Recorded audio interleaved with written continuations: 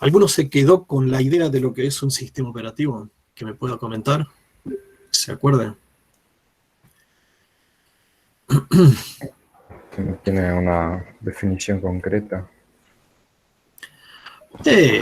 O una noción. Una noción.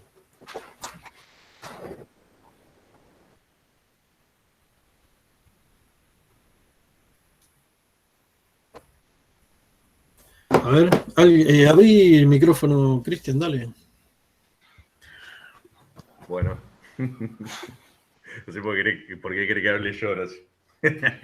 Porque dijiste sí, básicamente. No, yo dije sí a la respuesta que había preguntado antes, pero... y como así medio vago,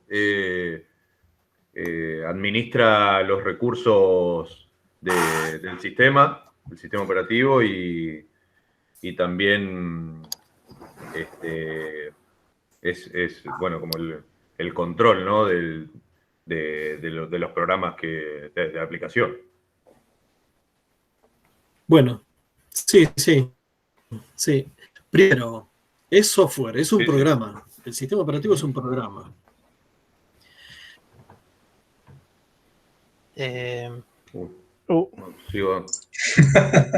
como la interfaz. Siempre pasa uno. No pasa nada, chicos, la clase terminó. No, vamos a febrero. La pantalla. Anonymous le gusta.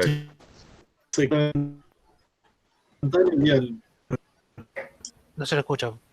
El sistema operativo no se lo escucha bien. Ni más ni menos que un programa. Se escucha con interferencia, Horacio. Es software.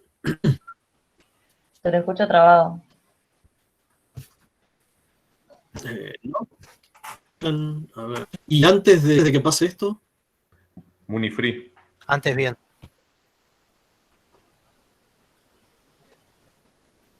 A ver ahora. Ahí va mejor. Va mejor. Bueno, me vuelven a avisar cualquier cosa. Bueno, entonces, el sistema operativo no es ni más ni menos que software, es un programa.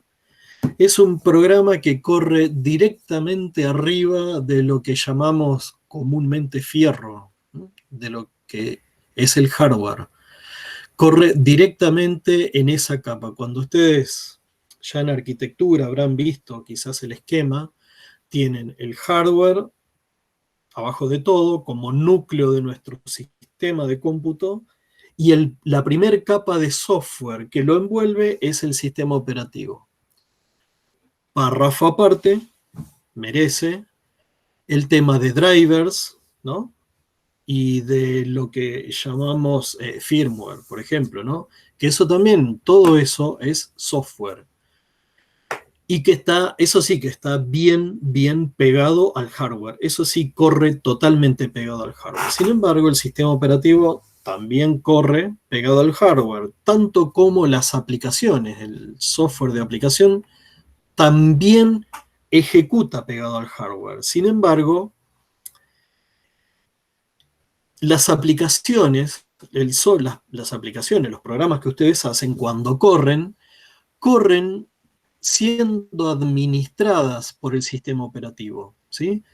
Si bien la aplicación, el programa que ustedes hicieron y están ejecutando, cuando está ejecutando instrucciones, lo está haciendo de hecho directamente sobre la CPU, es el sistema operativo el que dice en qué momento se tiene que ejecutar el programa de ustedes, qué cosas puede hacer y qué cosas no puede hacer. En tal caso le tendrá que pedir permiso al sistema operativo, le tendrá que pedir un servicio. Pero si bien ejecuta directamente sobre el hardware, cuando ejecuta, la ejecución de la aplicación está controlada, está administrada por el sistema operativo. Entonces, en ese diagrama de capa de cebolla tenemos el hardware, tenemos pequeños modulitos que son los drivers, que es todo el firmware que está pegado al hardware, e inmediatamente arriba tenemos el sistema operativo como gran programa administrador de todos los recursos de nuestro sistema. Entonces, no es ni más ni menos el sistema operativo que un programa que administra los recursos del sistema y que nos provee una interfase amable, una interfase trabajable por un usuario, por un ser humano.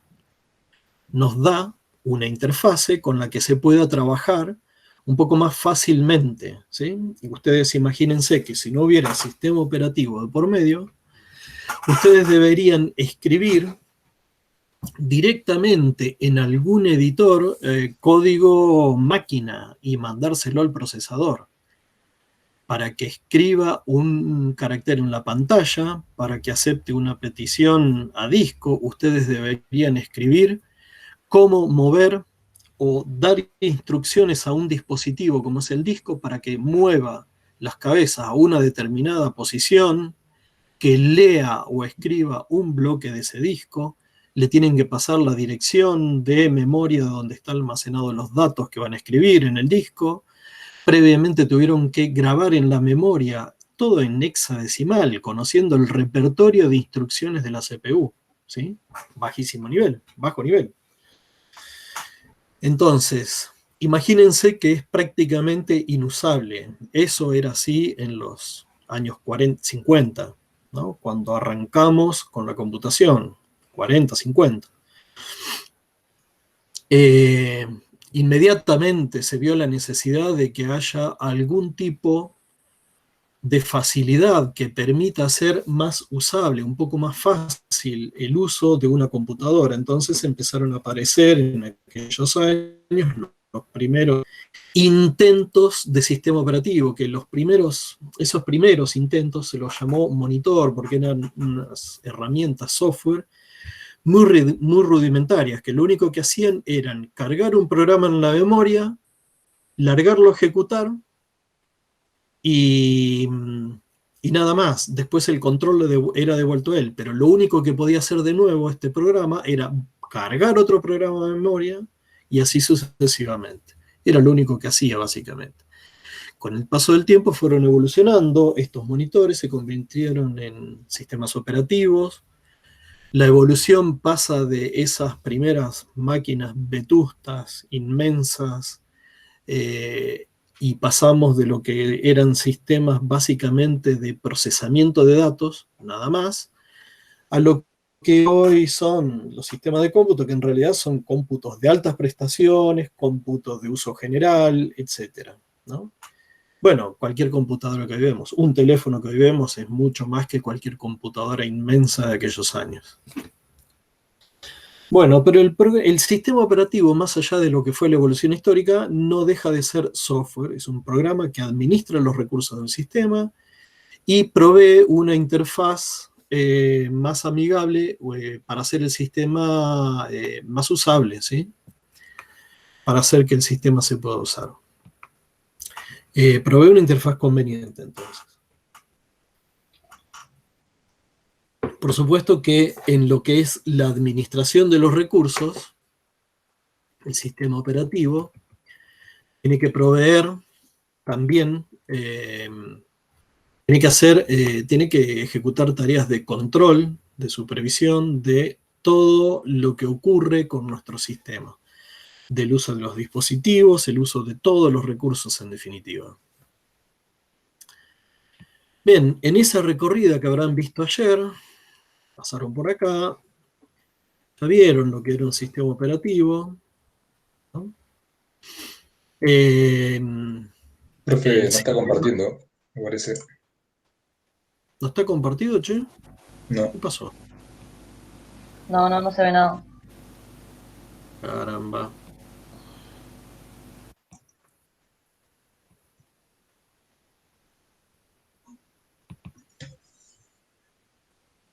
¿Ahí se ve? Sí. Sí, Ahí sí. ahí Ahí sí. estamos. Bueno.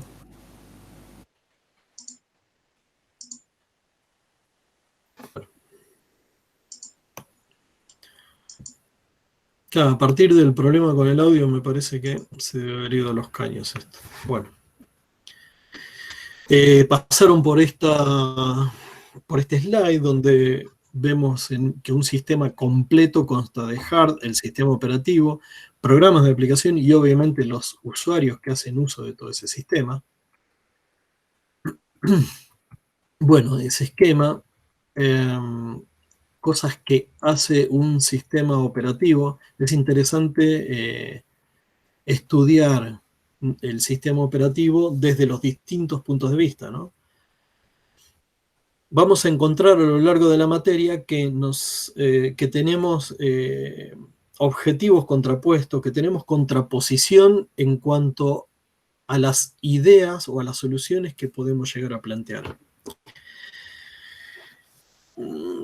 Básicamente, hay importantes diferencias que hacen que una solución sea buena o sea mala para uno o para otro actor, o para una o para otra parte. Típicamente el sistema operativo en cuanto a eficiencia lo vamos a estudiar desde dos puntos de vista. Desde el punto de vista de usuario, de las personas que hacen uso del sistema, y desde el punto de vista de los recursos también, del propio equipo. Porque a lo largo de la evolución de los sistemas operativos, lo que se intentaba lograr en forma con mucho énfasis, era hacer muchos recursos, porque eran caros, obviamente. Un minuto de procesamiento en un procesador era realmente muy caro. El uso de espacio en disco, en cintas o en algún tipo de almacenamiento era carísimo. En definitiva, el uso del centro de cómputos donde estaba el equipo de computación era muy, muy caro. Entonces, lo que siempre se buscó es la eficiencia en el uso de los recursos, es decir, que los programas que se ejecutaban hagan un uso muy eficiente, sobre todo del procesador. Para ello, también la idea fue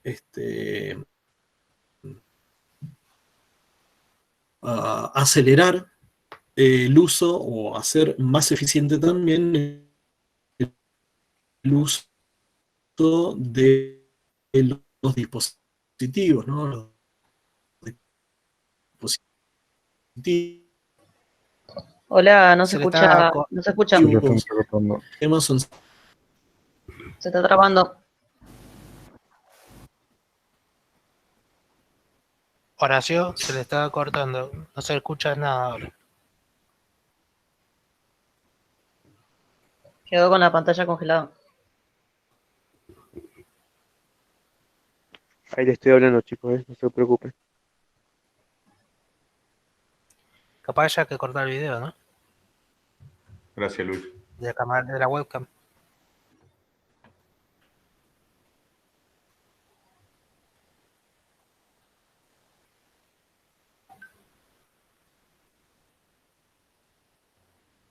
Parece que tiene problema en la conexión.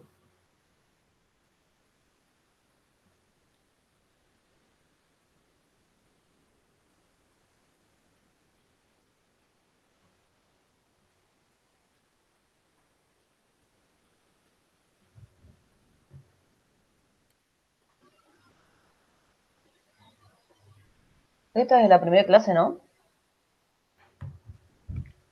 Sí, sí. La segunda hizo una introducción, Guillermo. La Ah, primera, Horacio. y ya les había pasado esto de que se le corta así. No, porque por eso para mí tiene que ver con la conexión de Horacio.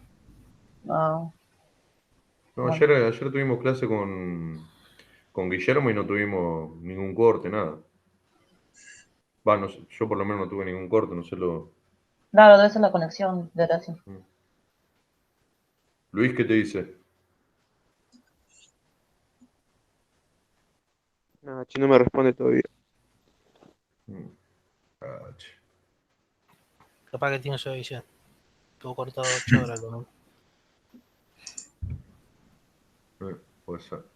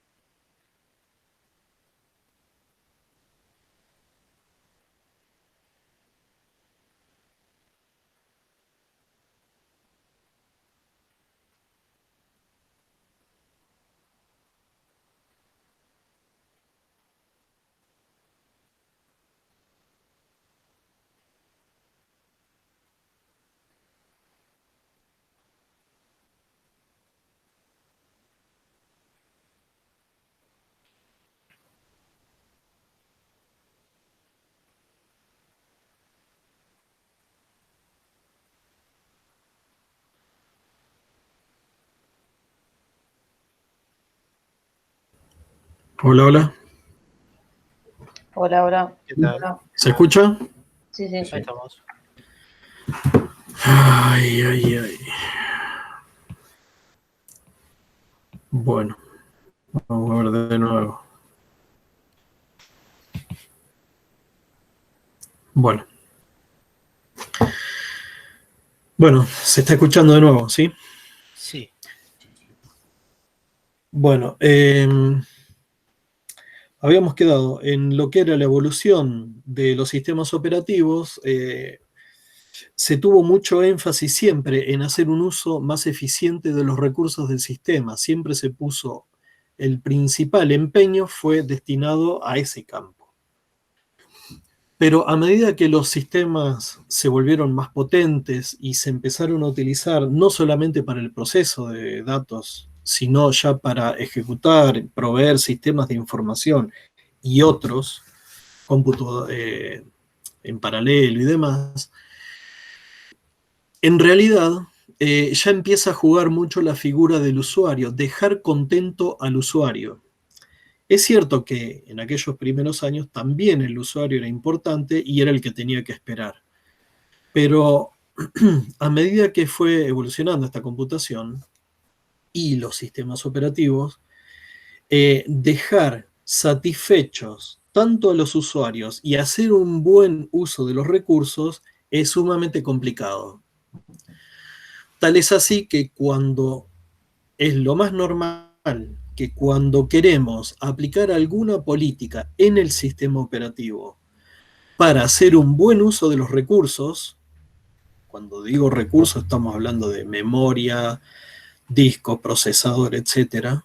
Cuando queremos hacer buen uso de los recursos, normalmente vamos a estar jugando en contra de los usuarios. Por ejemplo, con tiempos de respuesta inapropiados para los usuarios. Y también pasa lo contrario. Cuando desde el sistema operativo queremos darle eventualmente un muy buen tiempo de respuesta a los usuarios, estamos haciendo desperdicio o uso menos eficiente de los recursos del sistema. Normalmente eso es lo que pasa. Y a lo largo de la asignatura nos vamos a encontrar con varios temas en los que ocurre exactamente esto. ¿Y qué pasa? ¿Qué terminamos haciendo? Y se terminan tomando soluciones de compromiso. Normalmente hay distintas alternativas para solucionar un problema, hay distintas políticas asociadas a uno u otro algoritmo que se implementan, digamos, con uno o con otro algoritmo para de los usuarios o en pos de los recursos. Y hay varias políticas. Entonces, hay algunas que favorecen mucho al uso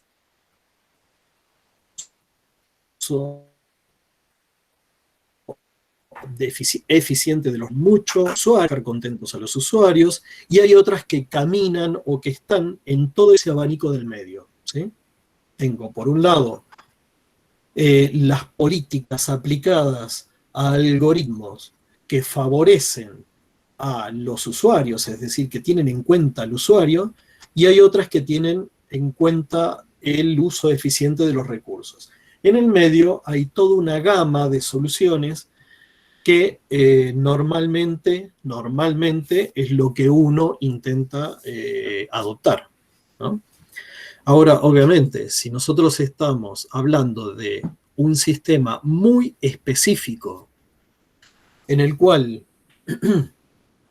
es indispensable el uso eficiente de los recursos, qué sé yo, en algún cómputo paralelo para procesamiento de datos intensivos en aplicaciones científicas, por ejemplo, y bueno, vamos al uso de los recursos para hacer más eficiente la ejecución de los algoritmos, ¿no?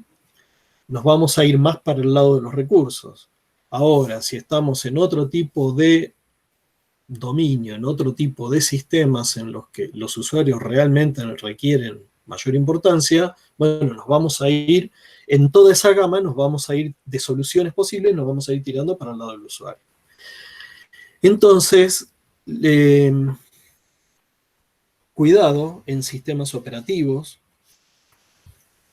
cuando aparezca una pregunta del tipo, ¿qué algoritmo es mejor? ¿Qué algoritmo es el mejor en sistemas operativos para, por ejemplo, hacer scheduling de disco? Y bueno, las respuestas siempre dependen de otros factores. ¿Cuál es la mejor forma de administrar memoria? Bueno, depende en qué sistema estoy, depende para qué la naturaleza de los procesos que tengo que cargar, cuánta de memoria tengo, etcétera, cuántos trabajos tengo, qué tipo de trabajos son, etcétera. ¿Sí? Entonces, nunca tenemos en esos casos, una respuesta categórica por un sí o por un no, o por un este es mejor y este es peor, ¿sí? Siempre vamos a tener que trabajar pensando en las distintas posibilidades que tenemos. Eso nos va a ocurrir en muchos sistemas operativos.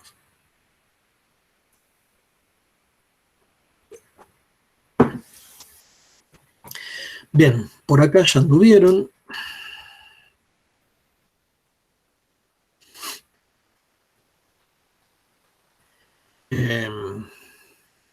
Por acá tengo entendido que ya anduvieron también. Es importante, ¿se acuerdan en concurrencia que insistía mucho con el tema de interrupciones, arranque de la lectura? Si ya lo olvidaron de nuevo, o si no recuerdan por el motivo que sea el tema de interrupciones, por favor péguenle una mirada. Recuerdo, en cualquier libro de sistema operativo, en el primer, segundo capítulo puede haber algo de interrupciones, normalmente hay en el 1 o en el 2, de cualquiera de los libros de sistemas operativos, o en un libro de arquitectura, ¿sí? Fíjense, acá, un sistema operativo es un programa por opciones. Es así, el sistema operativo mismo es, digamos, si recuerdan, el que con cada interrupción aparece él a ejecutar, ¿sí? Es él, cada vez que ocurre una interrupción, investiga de qué tipo de interrupción se trata y le da un tratamiento. Busca la rutina que le da tratamiento, la carga y la ejecuta. Cuando termina esa rutina, vuelve a ejecutar el sistema operativo y luego el sistema operativo elige otro trabajo o el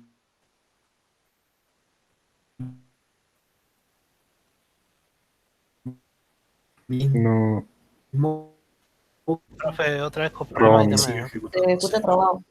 ¿Por el audio? Ahí Ahora. volvió otra vez. Ahí está bien. Che, a ver, Capaz que haya no que sé, cortar el realmente. video de la webcam.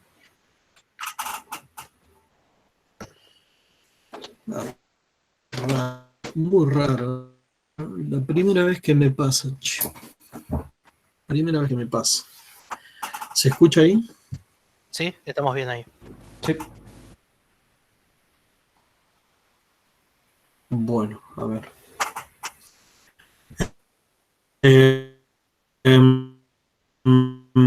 Entrada-salida en los sistemas de cómputo. Si ustedes hacen por ahí, bueno, Stalin lo trata bien al tema y tiene un cuadrito donde explica bien la evolución histórica en 5 pasos en realidad. Pero esto es importantísimo que tengan claro que esto acá, la primera opción es una entrada-salida. A ver si recordamos un poco lo que es entrada-salida, es leer o escribir desde el sistema hacia los dispositivos periféricos, ¿sí? Es decir, yo, dada la ejecución de un programa, necesito que ese programa escriba algo en un dispositivo. Puede ser una pantalla, un disco, una placa de red, lo que sea. Entonces, la primera forma más rudimentaria era la controlada por programa. Esa forma de hacer entrada-salida era realmente primitiva y era muy ineficiente, sobre todo desde el punto de vista de recursos. Se mejoró mucho con el uso de interrupciones, donde un dispositivo el programa quiere ejecutar una instrucción de entrada-salida, lo hace, ocurre una interrupción, se ejecuta la instrucción de entrada-salida, vuelve el control al programa y lo que tenemos es que mientras el dispositivo no tenía la respuesta para dar, es decir, no había culminado con la operación de entrada-salida, el sistema, ya con interrupciones, podía mientras ir haciendo otra cosa, ejecutando otro trabajo útil, con lo cual logramos hacer un uso más eficiente del procesador, por ejemplo. Ahora, el acceso directo a memoria es lo que cambió muchísimo, porque cambió muchísimo el esquema de la entrada-salida y cambió mucho la eficiencia en el uso de los recursos. Lo que tenemos acá es que ahora el dispositivo mismo es el que dialoga.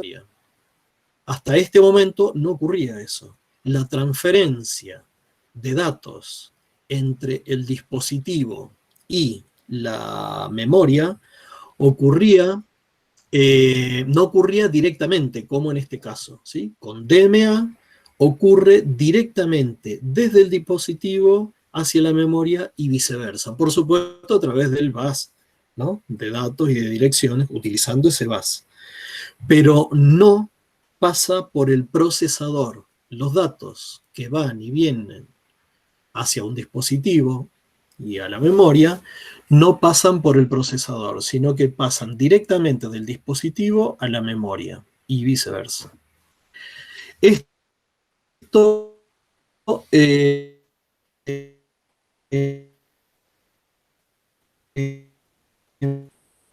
Se entrecorta de nuevo, profe. No se escucha directamente. Ahora no se No escucha. se escucha nada.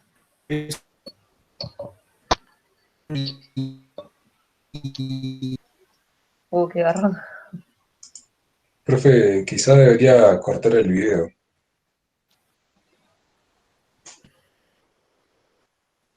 A ver. ¿Se escucha? ¿Se escucha? ¿Ahora? No se escucha. Hola, hola. Hola. Bueno, se Ahora escucha sí, la voz. a ver. Está bien. Hola, hola, hola. Ahí va. Hola, Ahí hola. se escucha. Se escucha, se escucha. Hola. Falta el video, me parece. Qué raro, che, no tuve nunca problemas, no sé qué está pasando, no sé. Es raro, rarísimo esto.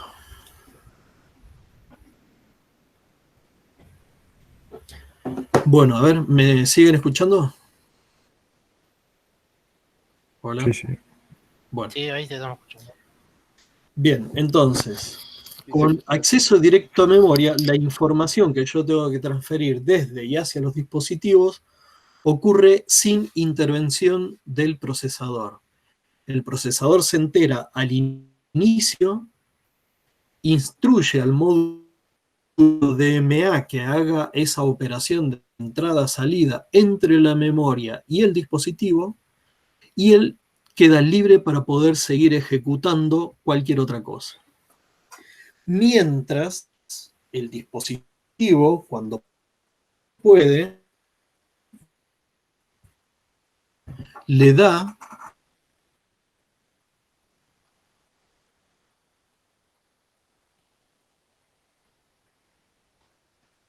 No se escucha nada.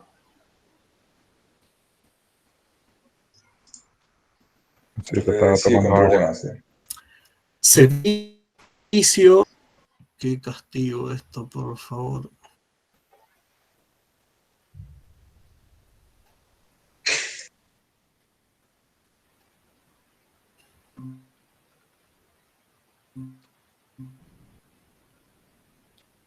No, no.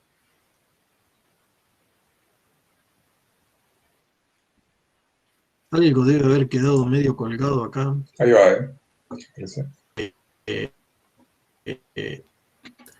Me- sí, igual, me voy a ir y voy a volver de la sesión. Ustedes quédense ahí, yo me uno de nuevo. Un minuto, por favor. Dale. Bueno,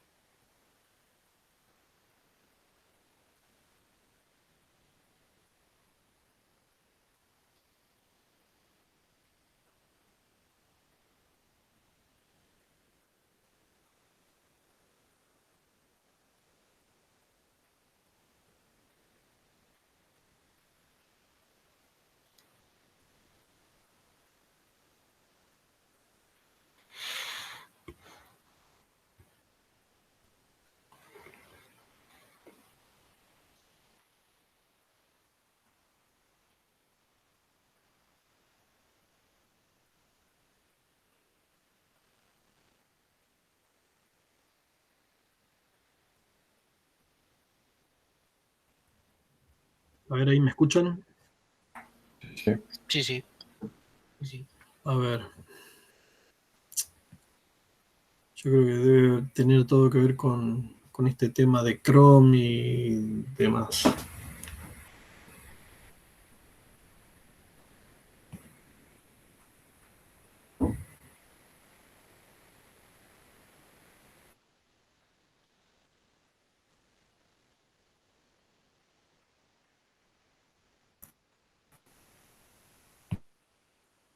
Está.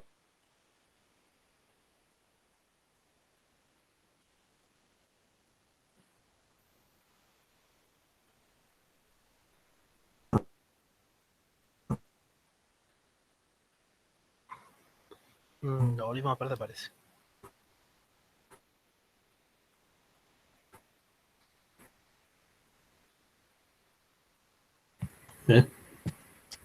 Ahí me escuchan, seguramente. Sí, Hola.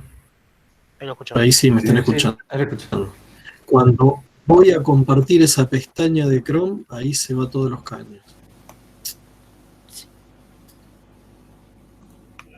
Si no tiene, Hagamos una es cosa. una presentación de Google, les- porque nos puede mandar. sí, no. Les voy a mandar el enlace a la carpeta. Es que puede mandar un enlace a la presentación y nosotros estamos viendo la presentación en nuestra instancia de Chrome.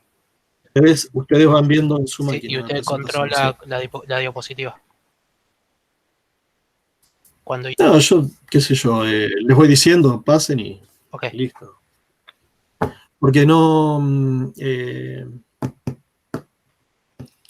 no lo tengo en Drive, lo tengo en Mega. Es un PDF. Mega. Sí, es un PDF.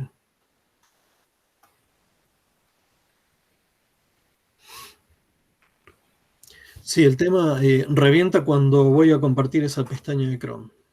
Ahí se va los caños.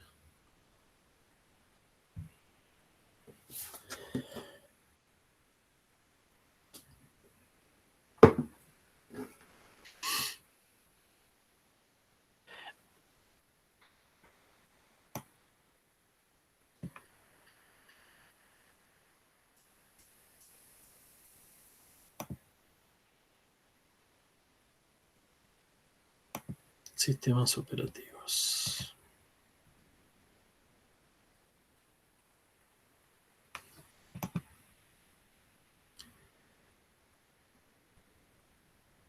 Compartir.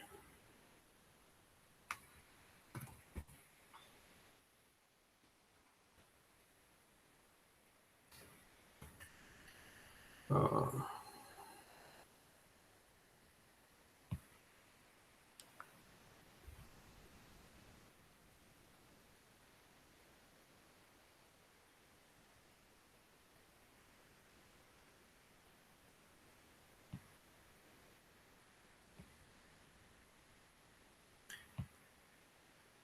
Copiar.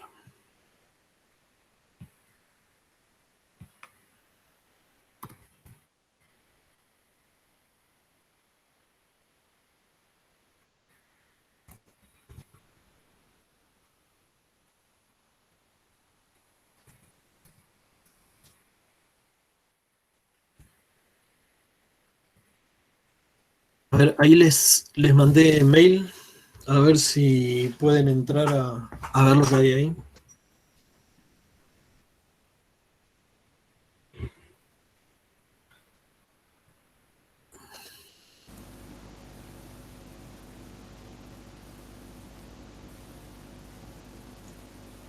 Ahí llegó. Me llegó, sí.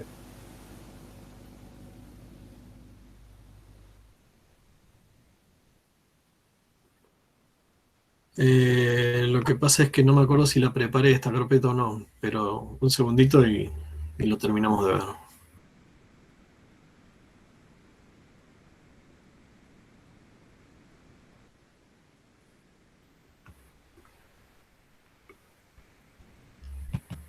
Eh,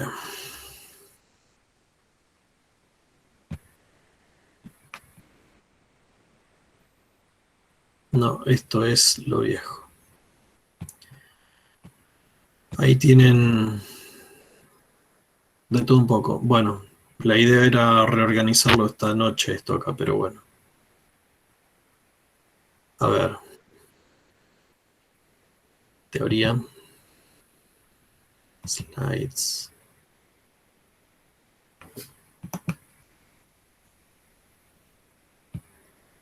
Copiar.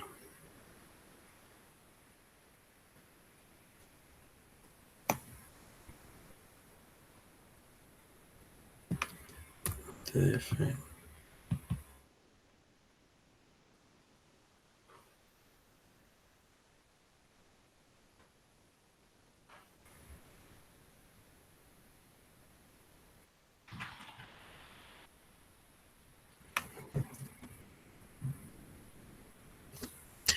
A ver si ahí les apareció un PDF que es Sí. Introducción. que se llama, que es clase 1, introducción. Bien. Bueno, vamos a ir por ahí entonces. No voy a compartir mi pantalla. Y vamos con ese PDF.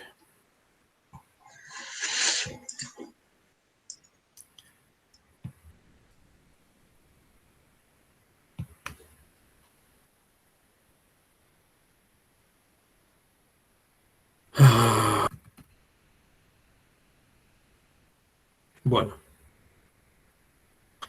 Estábamos en la 16, evolución de los mecanismos de entrada y salida. ¿Sí lo tienen?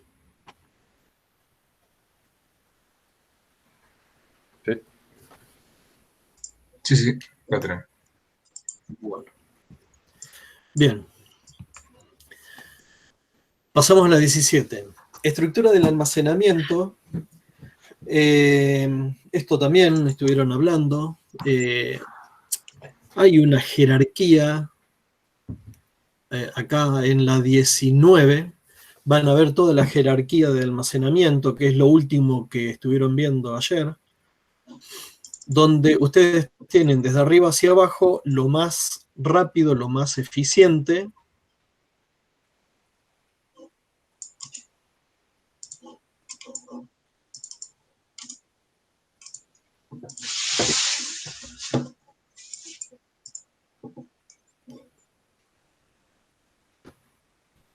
Esta noche voy a reorganizar el material que tienen ahí en esa carpeta. ¿Sí? Por ahora zafamos ahí.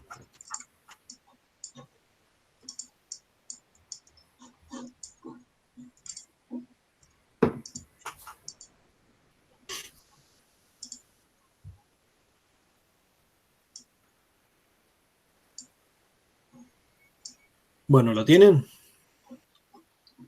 Sí. Sí. Sí, sí. Bueno.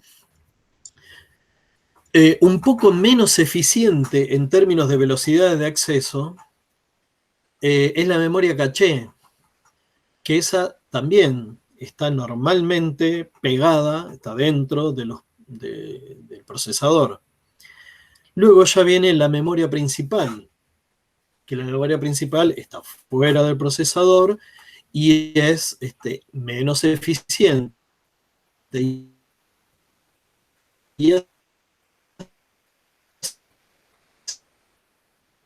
así sucesivamente es un disco magnético. ¿Cómo? Se le cortó un poco ahora también. Otra vez. Qué bárbaro, che. ¿Qué pasa acá?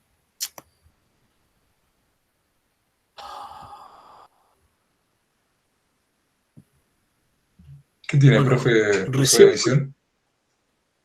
No, esto es Arlink, pero te digo la verdad, nunca me pasó esto. Jamás. Jamás. Qué raro. Yo también tengo Arlink y no anda bien por ahora. Siempre bien. Qué sé yo, bueno, acá el único tema por ahí es echarle la culpa a Linux con Wayland o algo por el estilo.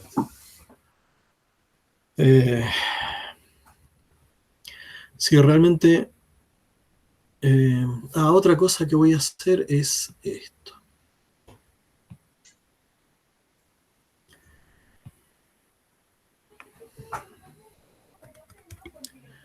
A ver si los escucho. ¿Alguien puede hablar? Hola. Hola. ¿Alguien me escucha? Sí, sí, lo escuchamos. Sí. ¿Me Ahí escuchan? va bien. Se escucha.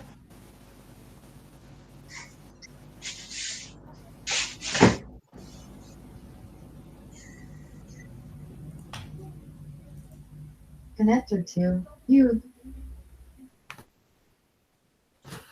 Hola, hola, hola. Hola, Sí, se escucha. hola. ¿Me escuchan? Un segundito, por favor, ¿eh? Bueno,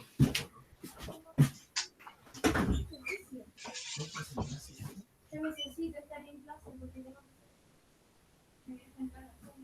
Me parece eso la palabra.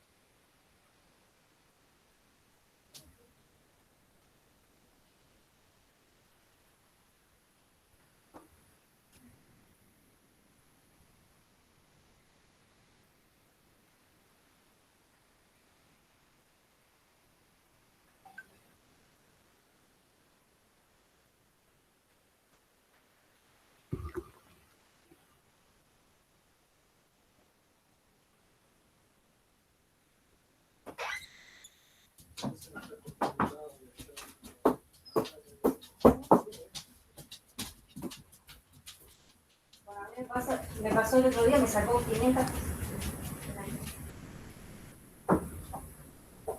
No, ya Gancito, ven.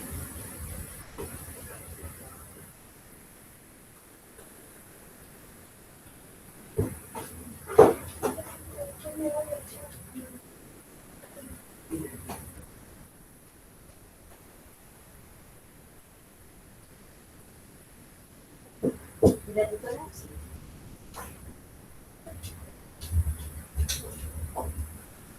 Ah, ya. ¿Recién te sacó?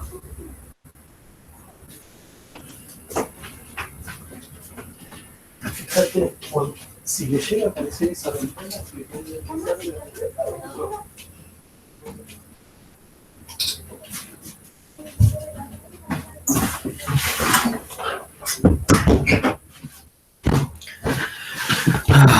Perdón, ¿estamos? Sí.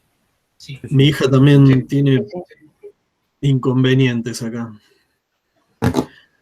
¿Alguien más tiene Ring? No, yo no tengo. yo tengo el ring. Yo tengo. ¿Y te está funcionando bien? Sí.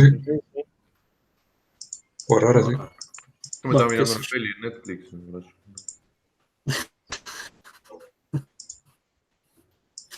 Bueno, entonces, acá un elemento relativamente nuevo entre un disco magnético y la memoria, que eran claramente las capas anteriores que teníamos en la jerarquía de memoria. Aparece en lo que está ahí denominado como disco electrónico, o en realidad son los discos sólidos, ¿no?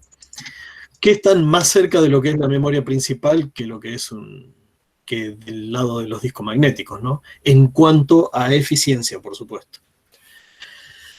A velocidades de acceso y, bueno, y eficiencia en el uso. Después teníamos memorias terciarias, que eran los discos ópticos y las cintas magnéticas y demás.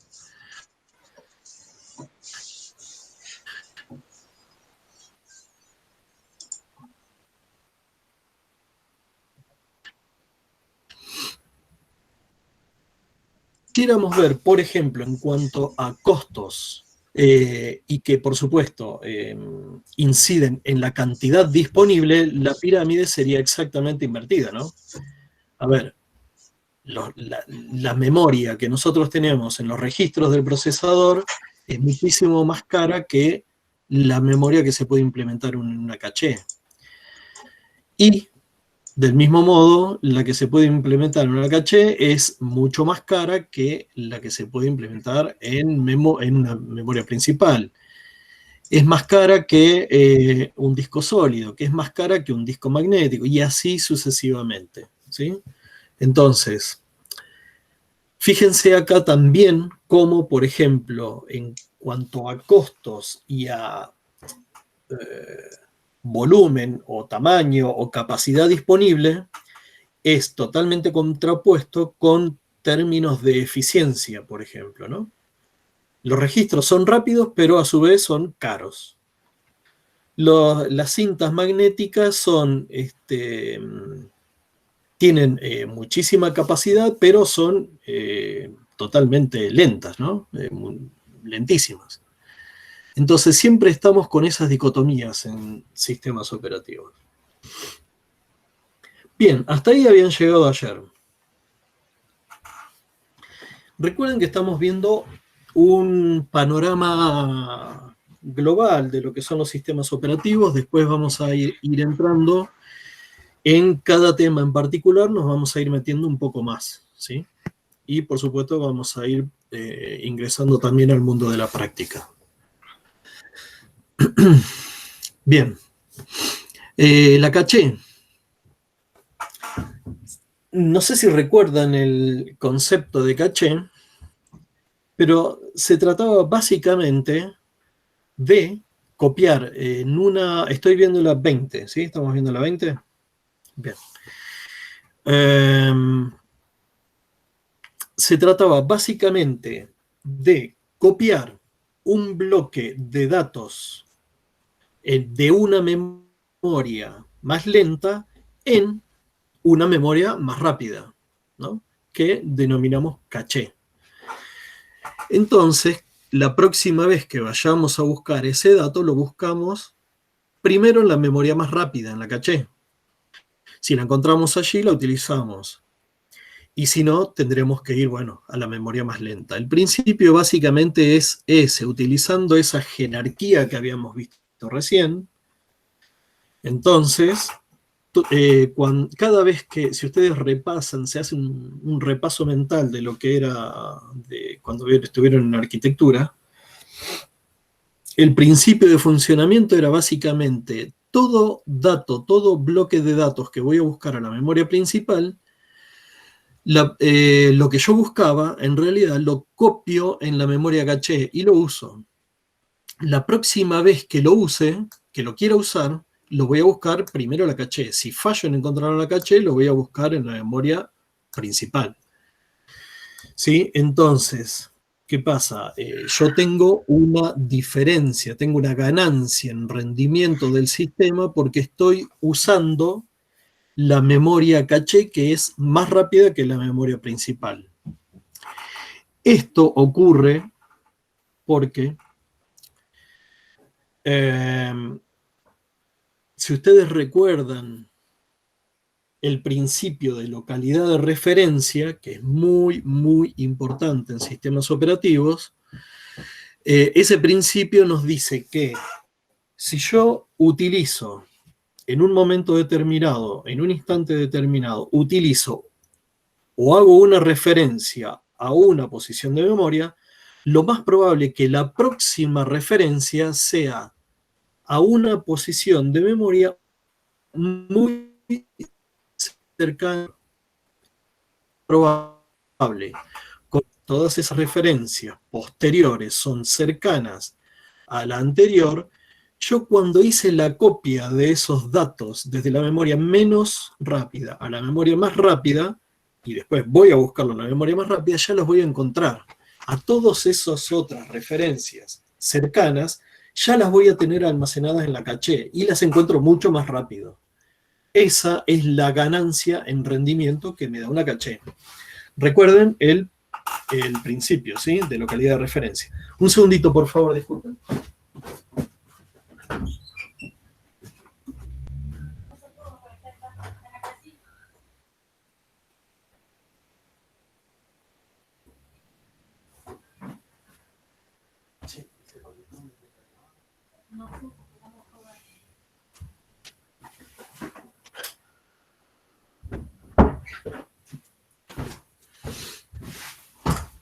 Bien, disculpen.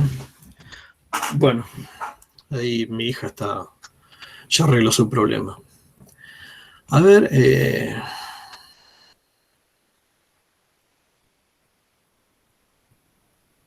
¿Me están escuchando? Sí, profe. Sí, sí. A ver, che. Sí, sí. Ya. No puedo. A ver, un segundito, voy a probar de nuevo. Ching. A ver si se va de nuevo todos los caños. Chan. ¿Están viendo la pantalla? ¿La vemos? Sí. Bueno, a ver.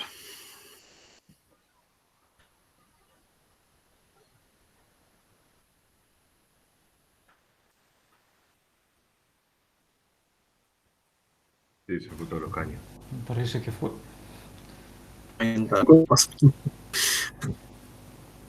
Eh, bueno, me fui. Bien, caché. Acá estamos.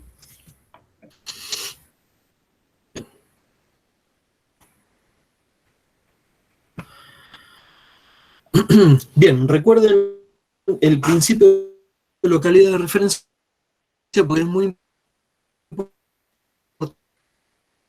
cuando estudio de memoria repasar, incluso con ese principio. Lo vamos a tener muy, muy en cuenta. Bien, ustedes ya en algunas materias que cursaron o que están cursando, se habrán topado con distintas arquitecturas de sistema. Arquitectura, estamos hablando de...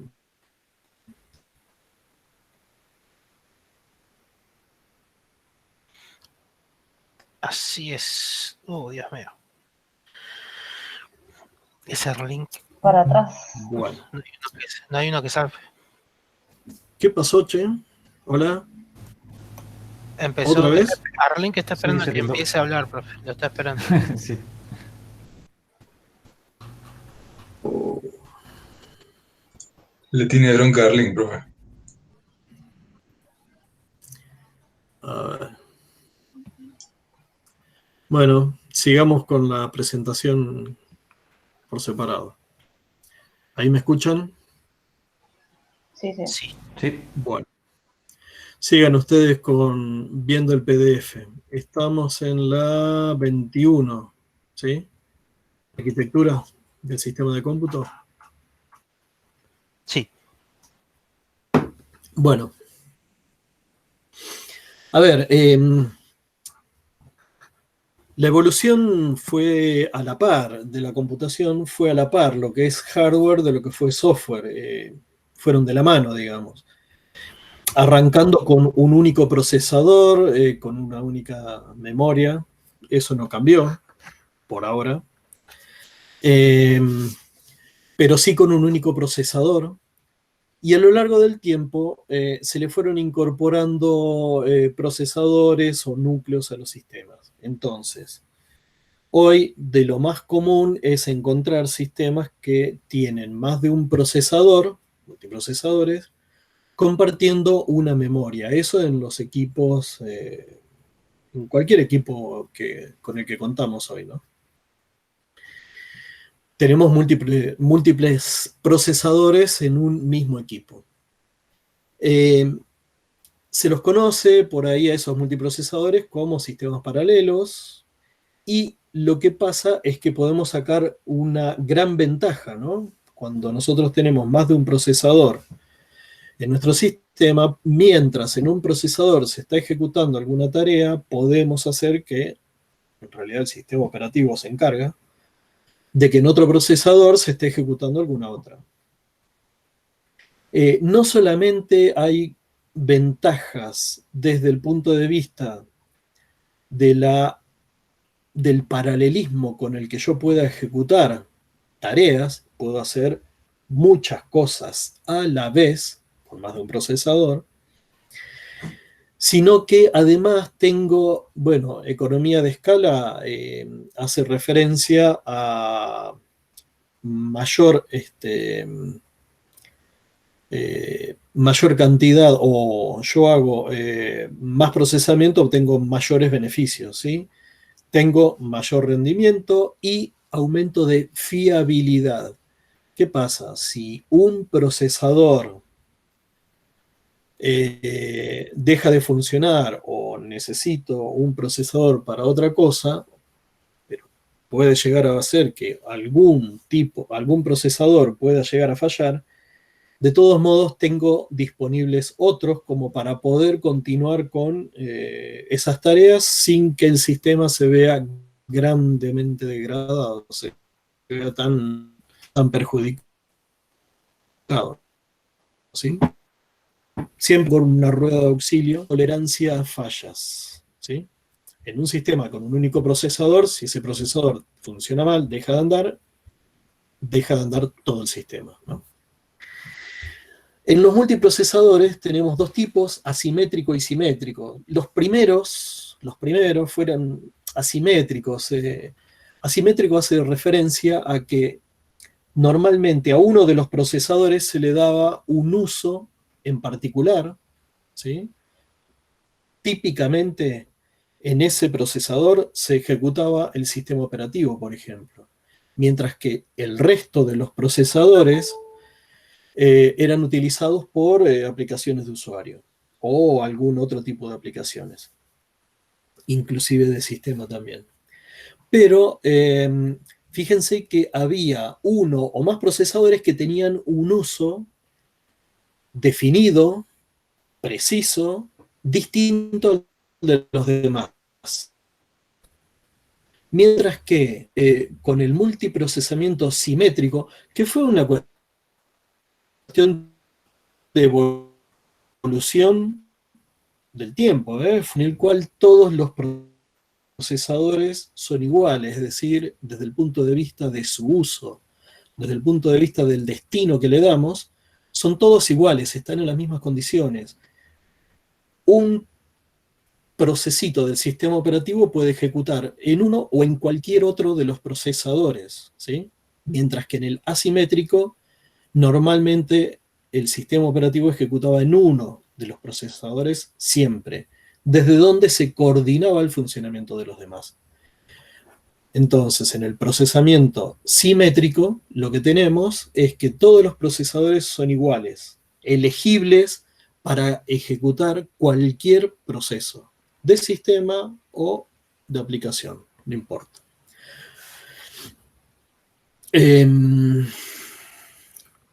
Bueno, esto lo tendrán recontra claro. La siguiente, la 22, la arquitectura de von Neumann. Fíjense en este caso que tenemos acceso directo a memoria, ¿no? Tenemos el procesador con la memoria y la caché por un lado, perdón, el procesador y la caché con un hilo de ejecución por un lado, la memoria por otro lado, un dispositivo, fíjense la línea que hace, que va desde un dispositivo a la memoria, indicada como DMA, ¿sí? Que es acceso directo a la memoria, es lo que hablábamos antes. Tenemos el dispositivo comunicándose directamente con la memoria a través del bus de datos, ¿sí? Por supuesto que ese DMA es un módulo pegado al procesador que se encarga de administrar toda esa transferencia de datos desde y hacia los dispositivos y a la memoria.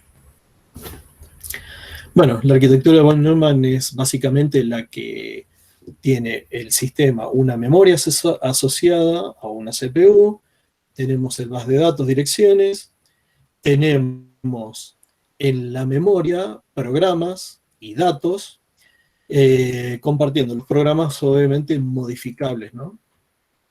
Bueno. Acá hay como un ejemplito, un esquema de lo que es un multiprocesamiento asimétrico, donde tenemos una única memoria con 3 CPUs separadas, cada una con sus registros y con una memoria. Todas las CPUs, las 3 CPUs, con su propio registro y CPU cada una, y caché cada una, acceden a una única memoria. Fíjense lo que es un doble núcleo, que acá la cosa cambia ya. tenemos una única memoria, pero están, a ver si estamos en el slide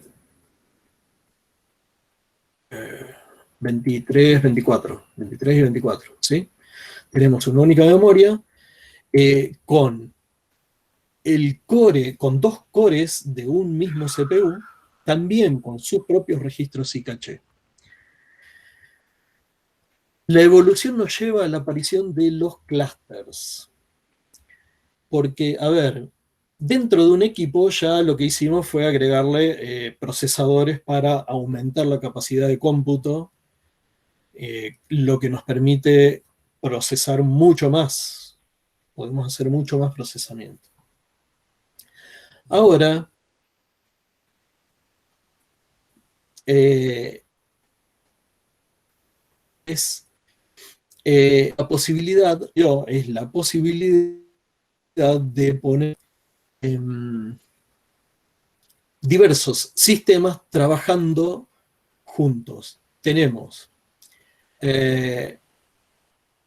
sistemas altamente acoplados, pero por medio de, estamos en la hoja 25 y 26, ¿sí?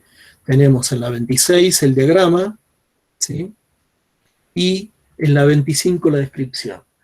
Entonces, ya logramos que un equipo con el multiprocesamiento tenga muchísima más capacidad de cómputo. Ahora lo que vamos a hacer en un clúster es disponer varios de esos equipos trabajando es decir, vamos a hacer más potencia de cálculo, más potencia de procesamiento, uniendo máquinas, uniendo distintas máquinas, uniendo distintos sistemas. Me refiero a distintos sistemas, es distintas computadoras. Normalmente en este caso podemos tener, tenemos una arquitectura similar, tenemos sistemas operativos similares. Entonces se unen esas computadoras por una red de alta velocidad y lo que tenemos en definitiva es una huida, pero trabajando con un fin en común y con enlaces de alta confiabilidad. Digamos, esa interconexión que ven en la 26 tiene que ser de alta velocidad. En cuanto a la estructura del sistema operativo,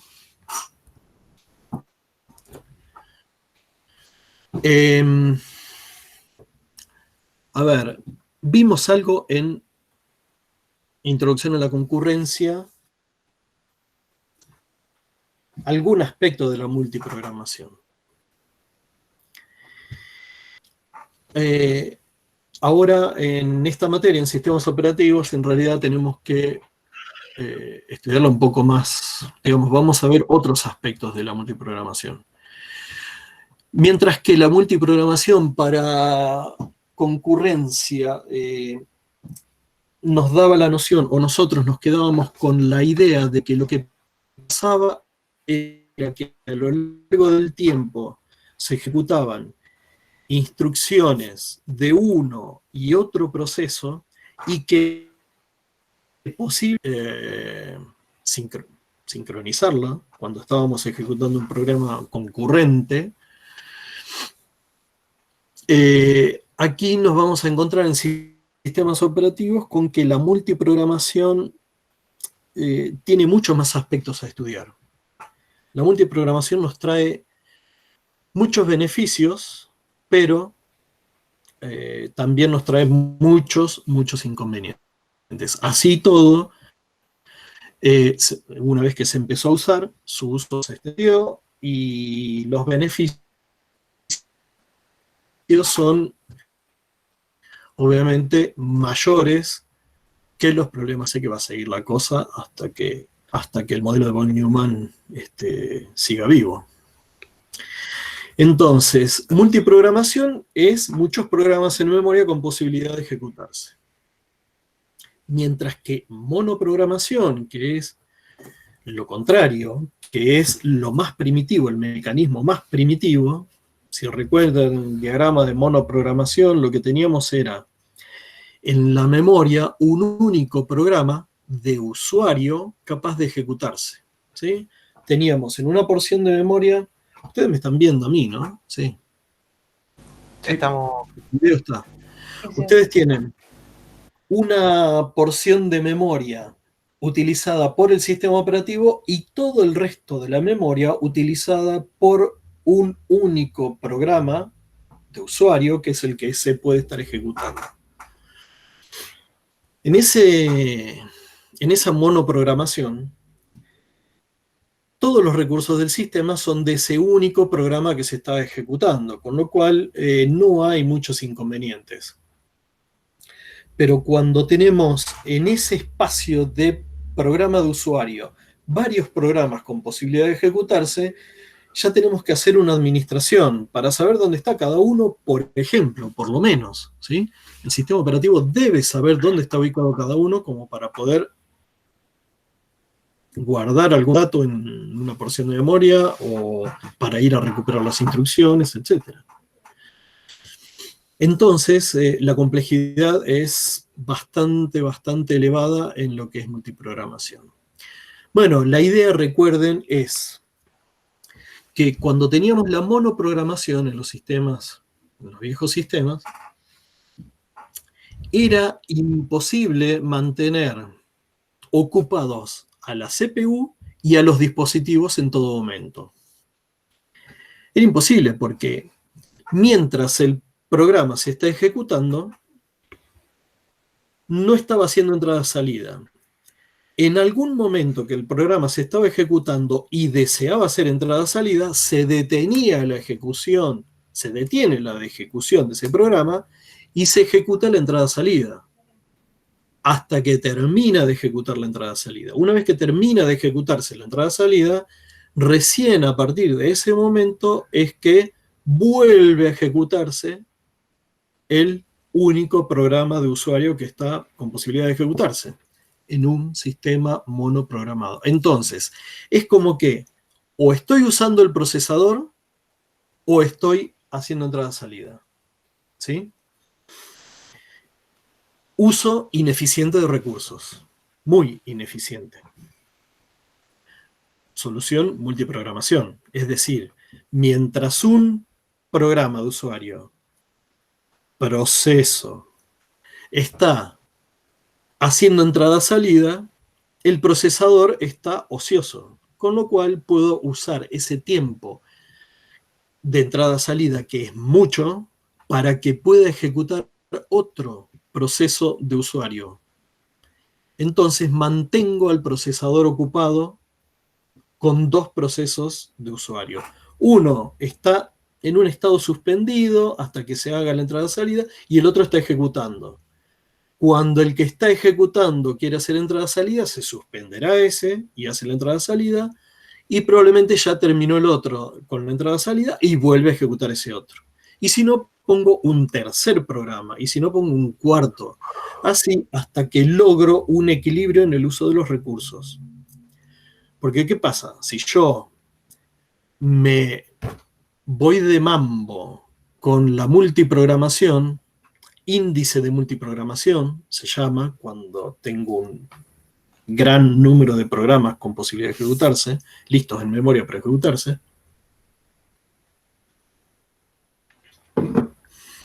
¿Qué pasa?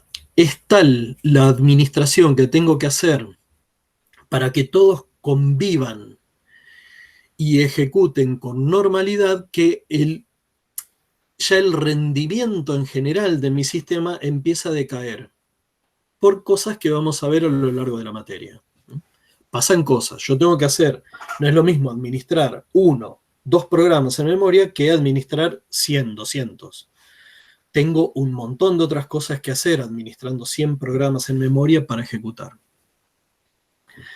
Y cada cosita que tengo que hacer lleva tiempo. Con lo cual, si el simple hecho de decir, de tomar la decisión por parte del sistema operativo de qué programa es el siguiente que le voy a dar el procesador, le voy a asignar el procesador para que ejecute, es un algoritmo que tengo que ejecutar y lleva tiempo, y ese tiempo hace que el rendimiento del sistema empiece a degradarse. Bien, entonces, en general lo que busca la multiprogramación es que el procesador siempre tenga algo para hacer. Lo ideal es que en todo momento el procesador esté ejecutando. Y lo ideal es que el procesador esté ejecutando procesos de usuario. Cada vez que entra en operación el sistema operativo, es burocracia. Cada vez que el sistema operativo tiene que hacer algo porque administra todo, se pierde tiempo. Es tiempo perdido, tiempo no útil. ¿Sí? El sistema operativo, fenómeno, tiene que administrar. Pero el trabajito ese que hace no es trabajo útil. No es trabajo con el resultado que yo, usuario, espero. Es simplemente una cuestión de administración. Por supuesto que el trabajo del sistema operativo a la larga, administrando, hace que el uso del sistema sea mucho más conveniente que sin el sistema operativo. Es un mal necesario, digamos. Pero entiéndase que la eficiencia viene por el lado de trabajo útil. Y trabajo útil es el trabajo de usuario. Los procesos que larga a correr el usuario. Lo que yo largo a ejecutar. Si el sistema operativo está un minuto determinando quién es el siguiente proceso en ejecutar, realmente es un sistema que me va a hacer esperar un minuto para tener una respuesta de algo, y es realmente inusable, ¿no?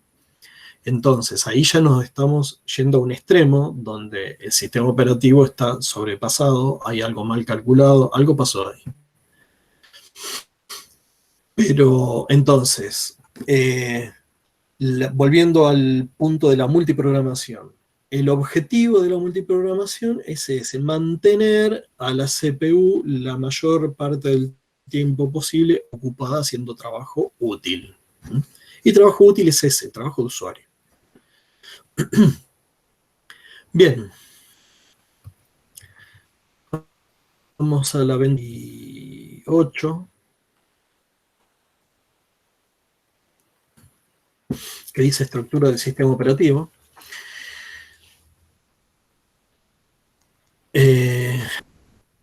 Bien. Bien. Hablamos algo por arriba de tiempo compartido o multitarea en concurrencia, que es un caso en particular de la multiprogramación, ¿sí? Donde, ¿qué pasa? Yo en el tiempo compartido lo que tengo es un compromiso con el usuario. Recuerden, tiempo compartido era un único equipo con sus recursos compartido por diferentes usuarios. Esos diferentes usuarios largan a ejecutar cada uno o más procesos, ¿sí? Creando la sensación de que cada uno de ellos tiene una computadora para sí mismo. Sin embargo, es un único equipo para todos. Entonces, lo que hacemos con esa multiprogramación, valiéndonos de esa multiprogramación, es darle un tiempito de procesador a cada uno de los procesos de usuario. Entonces, cada uno de ellos, de esos usuarios, tiene la sensación de que sus trabajos se van ejecutando tal como si tuviera una computadora para sí mismo, ¿sí? Todo esto se pudo hacer con la evolución de la computación, de los sistemas operativos, de las ideas implementadas. La multiprogramación es una de ellas. Ahora, la multiprogramación, para poder ser implementada, tuvo que resolver un montón de problemas. Entonces, cuando estamos hablando de un sistema de tiempo compartido, con muchos usuarios compartiendo los recursos de un sistema, una de las claves, acá tenemos varias características anotadas de este tipo de sistemas, pero una de las claves es el tiempo de respuesta. Esos usuarios están ejecutando aplicaciones en el sistema que típicamente son interactivas, es decir, hay estímulos por parte de los usuarios, entrada ya sea por teclado, por mouse, por voz, por lo que sea, que estimulan al sistema, y hay respuestas por pantalla, por impresora, llenando un formulario, lo que sea. ¿Sí? Hay estímulos y respuestas. Hay un ida y vuelta, hay interacción entre el sistema y el usuario. Ahí tenemos sistemas interactivos. Con lo cual, si son sistemas donde el usuario está esperando en un tiempo muy breve para el usuario, para la persona, para el ser humano, una respuesta por parte del sistema, el sistema no puede brindar las respuestas cuando pueda, en el momento que pueda, que quiera, sino que lo tiene que hacer en un tiempo prudencial de tiempo, teniendo en cuenta los tiempos del ser humano. Si yo aprieto una tecla y espero que el carácter se muestre en pantalla, no puedo esperar 3 segundos a que aparezca en pantalla ese carácter, ¿sí? Estímulo, apretar la tecla. Respuesta, mostrar el carácter en pantalla. Esa interacción no puede tardar 3 segundos. Tiene que tardar, no sé, una décima, como mucho. Ese tipo de cosas tiene que ver con el tiempo de respuesta. Eso es el tiempo de respuesta de un sistema. Desde que se produce un evento, una incidencia, un estímulo al sistema, hasta que el sistema empieza a dar la respuesta. Ese es el tiempo de respuesta. Bien, ese tiempo en los sistemas tiempo compartido es importantísimo, es una de las claves a tener en cuenta. Cuando uno está diseñando un sistema operativo de estos, es clave considerar los tiempos de respuesta. Bien, en estos sistemas cada usuario tiene por lo menos un proceso ejecutando. Si hay varios en condiciones de ejecutarse, si hay varios procesos, ¿no?, en condiciones de ejecutarse en un momento dado, se elige uno de ellos. No arbitrariamente. Ya vamos a ver. Planificación de la CPU. Si los procesos no entran en la memoria principal, se los mueve transitoriamente a una memoria secundaria. Sí, es decir, puede ocurrir en estos sistemas que haya que cargar más programas de memoria para ejecutar, pero ya nos quedamos sin memoria. ¿Qué pasa? Algunos de esos programas los puedo llegar a bajar a una memoria secundaria como un disco, por un momento hasta que los pueda volver a cargar a memoria y ejecutarlo de nuevo. Y finalmente tenemos la memoria virtual, que permite la ejecución de procesos que no están totalmente cargados en la memoria principal. Es decir, la memoria virtual es un concepto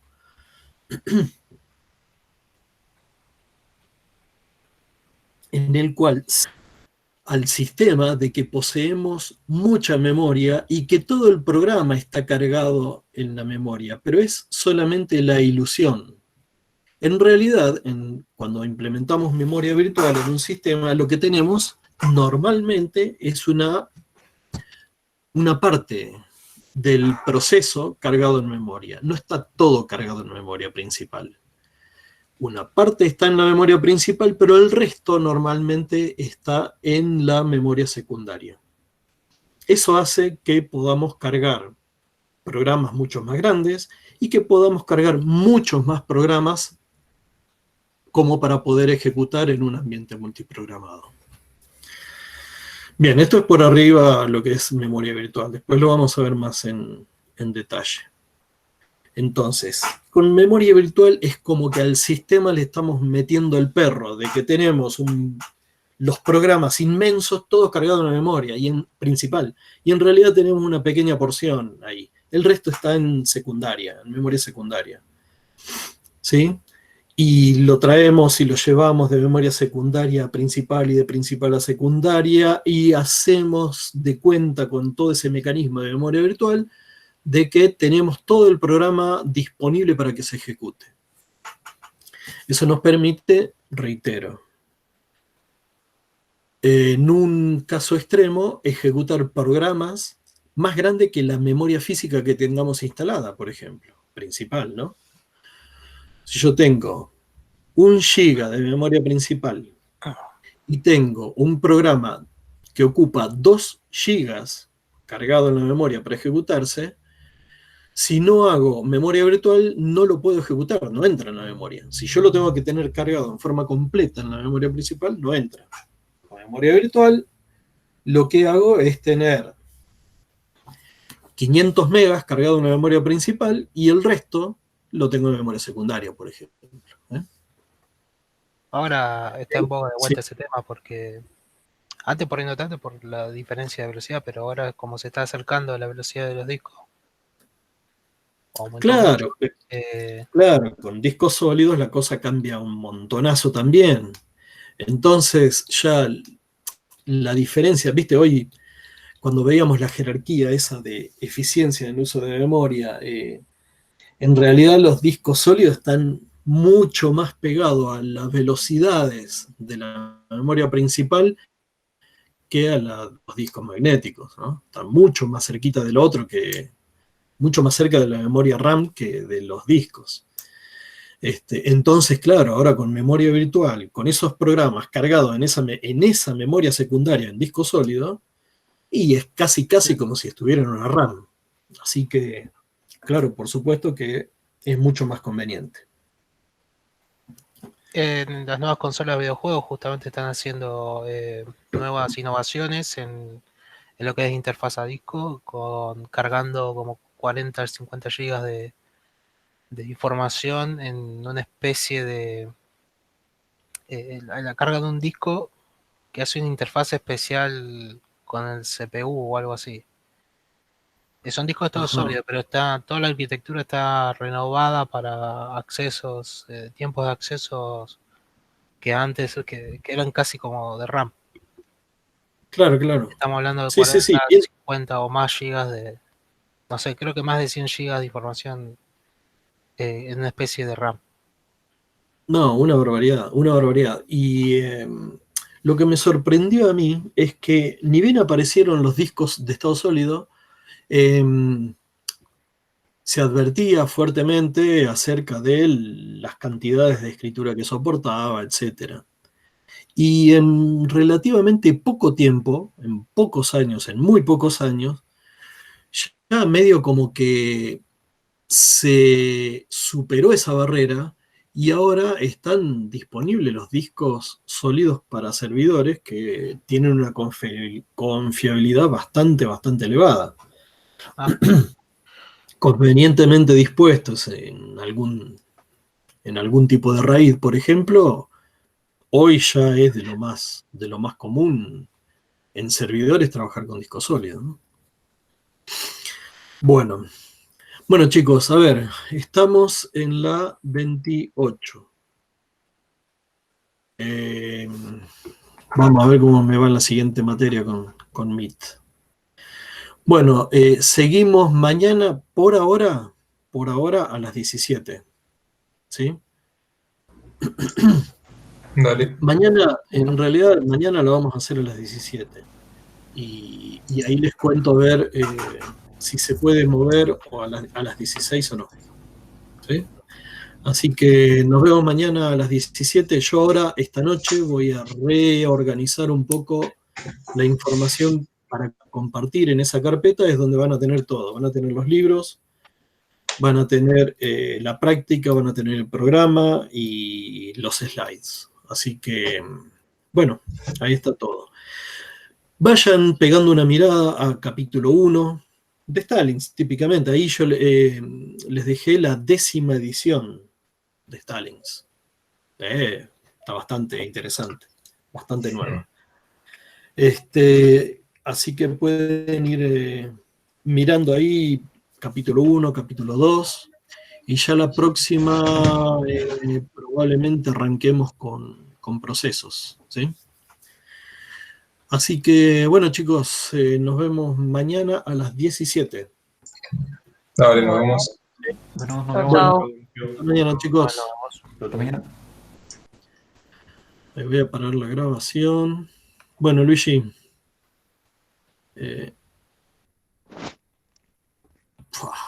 Ahí para el